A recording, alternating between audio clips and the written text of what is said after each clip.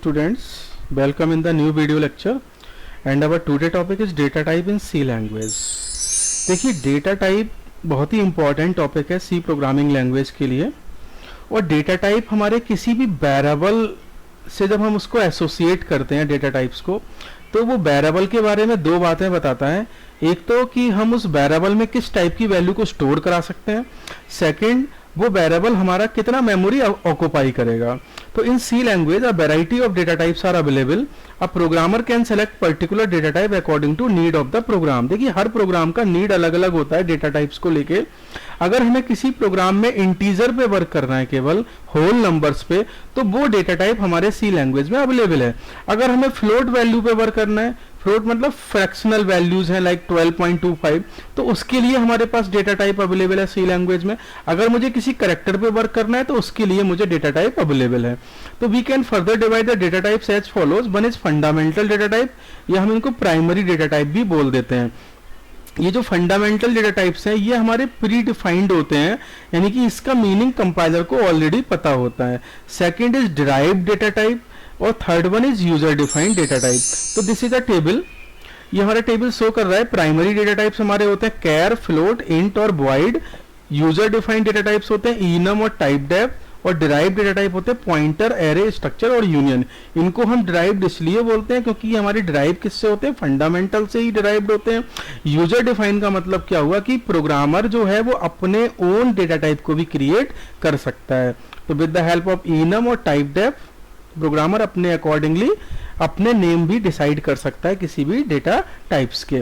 तो in this video lecture अभी हम जो डिस्कस करने वाले हैं वो फंडामेंटल डेटा टाइप के बारे में डिस्कस करने वाले हैं। तो जो फर्स्ट फंडामेंटल डेटा टाइप है that is integer data type. Integer data type क्या होते हैं? Integer data type can store only integer value like whole number, जैसे 89 या -126। These are some example. तो for declaring integer data type we will use int keyword. INT in small में हम use करेंगे for declare integer variable. Size of int कितना होता है, 2 byte या 4 byte, it depends on the compiler and machine to machine, ये vary कर सकता है। जिसका एग्जाम्पल लिया हुआ है मैंने यहाँ पे इंट ए। तो ए कैसा वेरिएबल हो गया, इंटीजर टाइप का वेरिएबल हो गया। और ये कैसी वैल्यू को स्टोर करेगा, किसी इंटीजर वैल्यू को स्टोर कर सकता है with in the range. Range को हम अभी इसी वीडियो में डिस्कस करेंगे कि इंटीजर की रेंज क्या होती है।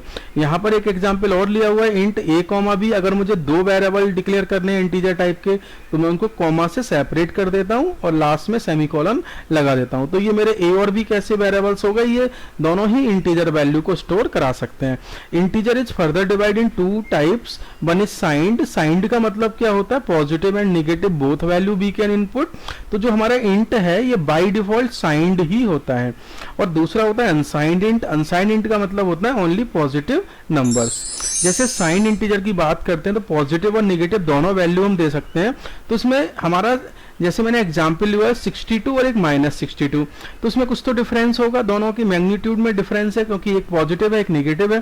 तो इसमें क्या होती है, 1 bit is reserve for storing the sign. और वो बिट कौन सी होती है, MSB बिट होती है। MSB बिट हमारी होती है जो हमारे बिल्कुल लेफ्ट साइड पे होती है, और LSB हमारी राइट मोस्ट बिट होती है। इसको हम बोलते हैं लीस्ट सिग्निफिकेंट बिट, और MSB को हम बोलते हैं मोस्ट सिग्निफिकेंट बिट। तो ये 1 बिट इज रिजर्व हो जाती है फॉर स्टोरिंग द साइन। यहाँ पे मैंने 16 बिट का एक मेमोरी रिप्रेजेंटेशन बनाया हुआ है पूरा, जिसमें से एक बिट तो रिजर्व हो गई।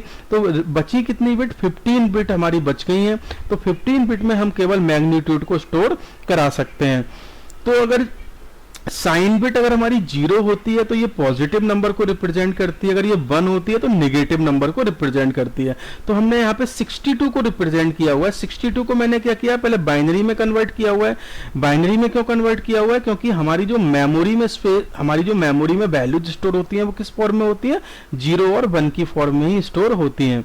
तो इसका रेंज फॉर्मूला हो जाता है -2 की पावर n-1, ये पावर में है n-1, 2 + 2 की पावर n-1 तो अगर n की वैल्यू हम 16 इसमें पुट करते हैं फॉर्मूले में, तो हमारी रेंज आ जाती है 32,768 नेगेटिव से, और पॉजिटिव तक कहाँ तक, 32,767 तक। और n क्या हो गई, नंबर ऑफ बिट्स हो गई इसमें।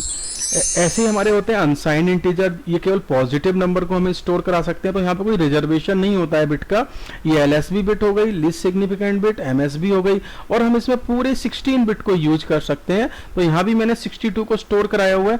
वैसे जो नेगेटिव वैल्यूज होती हैं ये 2's कॉम्प्लीमेंट इनका निकालना होता है, उसके अकॉर्डिंगली हम नेगेटिव वैल्यू को स्टोर करा सकते हैं। तो इसका रेंज फॉर्मूला होता है 0 to 2 की पावर n, ये पावर में है n -1। तो यहाँ पर जब हम n की वैल्यू 16 पुट करेंगे तो यहाँ से ये रेंज निकल के आ जाएगी 0 to 65,535। बेसिकली मैंने यहाँ पर इंटीजर के लिए 16 बिट मेमोरी एलोकेट की हुई है जो कि 2 बाइट की कन्वर्जन है हमारा डेसिमल टू बाइनरी, जो मैंने यहाँ पे 62 को लिखा हुआ है कि हमने इसको कैसे लिखा हुआ है ये। तो ये हम 62 को डिवाइड करते हैं 2 से, क्यूसेंट को फिर डिवाइड करते हैं 2 से, जो भी क्यूसेंट आता जाता है डिवाइड करने के बाद उसको हम इस कॉलम में लिखते जाते हैं, और जो क्यूसेंट को हम डिवाइड, जो वैल्यू को हम डिवाइड कर रहे हैं जिसको हम क्यूसेंट बोल रहे हैं, उससे जो रिमाइंडर हमें मिल रहा है वो हम इस कॉलम में लिख देते हैं। तो रिमाइंडर को हम बॉटम टू अप लिख देते हैं, वो ही हमारी वैल्यू हो जाती है जिसको हम यहाँ पे रिप्रेजेंट किया हुआ है। अब इसमें आगे कुछ डेटा टाइप्स हैं, like character data type. Character data type का मतलब क्या हुआ, ये भी हमारा बेसिक डेटा टाइप है। It is store only a single character and required a single byte of memory in almost all compiler, क्योंकि हमारे इतने करेक्टर्स ही नहीं है कि उसके लिए हमें इससे ज्यादा साइज की रिक्वायरमेंट हो। तो 1 byte is sufficient for storing all the character data type. तो करेक्टर हमारे क्या है, सिंगल करेक्टर होते हैं इसमें। जैसे मैंने एग्जाम्पल लिया है कैर CH, तो ये CH क्या है, CH एक ऐसा वेरिएबल है जो कि हमारी करेक्टर वैल्यूज को स्टोर करा देगा। अब देखो करेक्टर हम किसको बोलते हैं, जितने भी हम कीबोर्ड में देखते हैं करेक्ट जो वैल्यूज आपको प्रिंटेड होती हैं, they are all called character. तो character will take the ASCII values को ये लेते हैं, इनकी इक्विवेलेंट एक ASCII वैल्यू होती है। ऐसे ही हमारा नेक्स्ट डेटा टाइप है फ्लोट पॉइंट डेटा टाइप, या फ्लोटिंग पॉइंट भी बोल सकते हैं। It is used to store decimal numbers, number with floating point value with single precision. Single precision basically हम यूज करते हैं 4 बाइट के साथ, यानी कि 32 बिट्स के साथ, जिसका एक एग्जांपल हो गया फ्लोट एक्स। एक्स हमारा एक ऐसा वेरिएबल हो गया जो कि किसी फ्लोट वैल्यू को स्टोर कर सकता है। तो फ्लोट कीवर्ड हम यूज करते हैं, और ये एक एग्जांपल हो गया 12.25, ये हमने लिखा हुआ है 10 की पावर 8, लेकिन सिस्टम इसको ऐसे लिखता है क्योंकि कंप्यूटर में हमारे कोई पावर एक्सपोनेंट ऑपरेटर नहीं है, तो हम इसको ऐसे लिख सकते हैं, इसको 12.25 इंटू 10 की पावर 8 को 12.25 ई ये जो है ये एक्सपोनेंट को रिप्रेजेंट करता है, ये मेंटीसा होती है 12.25। तो मेंटीसा के लिए अलग मेमोरी होती है और एक्सपोनेंट के लिए अलग मेमोरी होती है। इन 4 बाइट को हम डिवाइड करते हैं। कैसे डिवाइड करते हैं ये मैं भी आपको बताऊंगा। डबल क्या है, एक एक्सटेंडेड डेटा टाइप है फ्लोट का ही।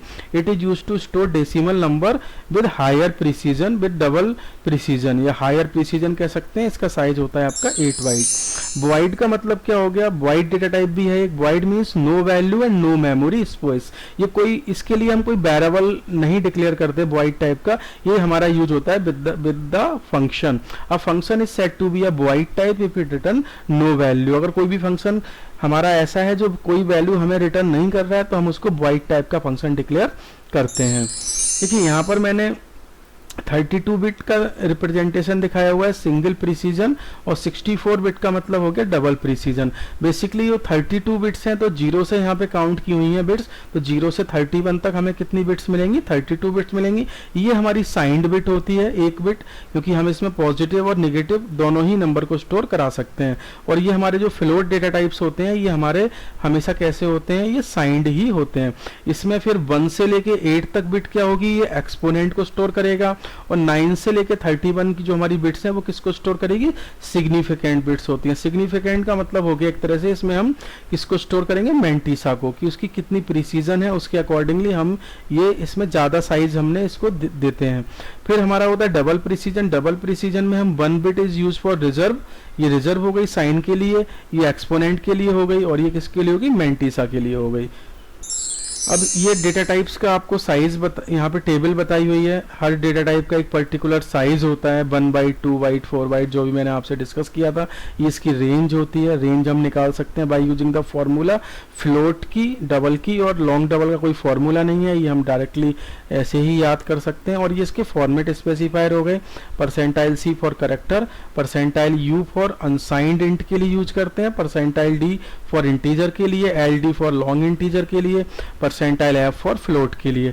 तो ये हमारे इंपॉर्टेंट है फॉर्मेट स्पेसिफायर, रेंज और इनके साइज। ठीक है, थैंक यू।